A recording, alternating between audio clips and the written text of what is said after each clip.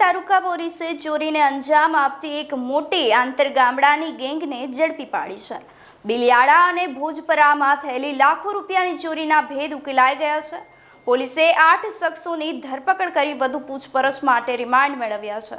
શું છે સમગ્ર અહેવાલ, વિગતવાર ચર્ચા કરીએ। નમસ્કાર, આપ જોઈ રહ્યા છો ન્યૂ ભારત ન્યૂઝ અને હું છું આપની સાથે વલ્લરી વ્યાસ।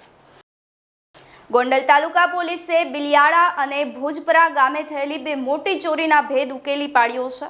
સાપર અને બિલિયાડા ગામના કુલ 8 આરોપીઓને પોલીસે દબોચી પાડ્યા છે। તપાસમાં ખુલાસો થયો છે કે આ ગેંગ 10 મહિના પહેલા ભુજપરામાં બંધ ગોડાઉનમાંથી 1 લાખના ઘઉંની ચોરી કરી હતી। તદુપરાંત બિલિયાડા ગામથી 14 લાખની કિંમતના સોલાર કેબલ 281 બંડલની ચોરી કરી અને અંજામ આપ્યો હતો। પોલીસે તમામ આરોપીઓને કોર્ટમાં રજૂ કરતા ગોંડલ કોર્ટે 2 દિવસના રિમાન્ડ મંજૂર કર્યા છે।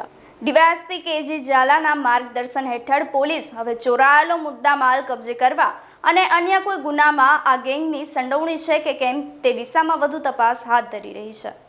ગોંડલ તાલુકા પોલીસ સ્ટેશન ખાતે ગઈ તારીખ 14/1/2026ના રોજ એક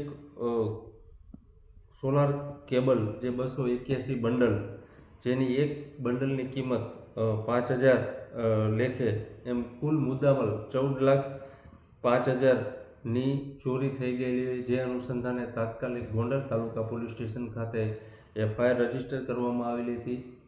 આ ગુનાના કામે અમારા આઈજીપી શ્રી અશોકકુમાર યાદવ સાહેબ તેમજ રાજકોટ ગ્રામ્ય એસપી સાહેબ શ્રી વિજયસિંહ ગુજર સાહેબની સૂચના અન્વયે અમારી ગોંડલ તાલુકાની જુદી જુદી ટીમ આ ચોરી ડિટેક્ટ કરવાના પ્રયત્નો કરેલો, જે દરમિયાન ગુપ્ત હકીકત મળેલી કે આ કામે રોહિત છગનભાઈ બોરીચા રે બિલિયાડા, કુમાર કુરજી પરમાર રે ગોંડલ, વિશાલ નાનુ વગેરે 8 માણસોને આ ગુનાના કામે અટક કરવામાં આવેલા છે અને 2 દિવસના રિમાન્ડ મેળવેલા છે।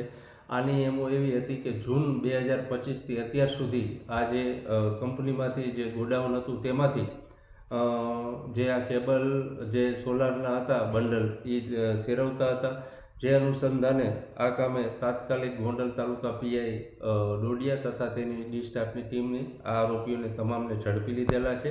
અને આ ગુનાની પૂછપરછ દરમિયાન એક ગોંડલ તાલુકા પોલીસ સ્ટેશનમાં જે જલારામ જીન આવેલું હોય તેમાંથી 200 મણ ઘઉંની જે ચોરી થયેલી હતી તેની પણ આ ગુનેગારોએ કબૂલાત આપેલી છે। તો તેને જૂનો ગુનો પણ ડિટેક્ટ કરવામાં આવેલ છે અને હજી પૂછપરછ કરવામાં આવેલી છે, બીજા ગુના કરેલ છે કે કેમ આ બાબતે આને ઝીણવટભરી રીતે તપાસ કરવામાં આવી રહી છે।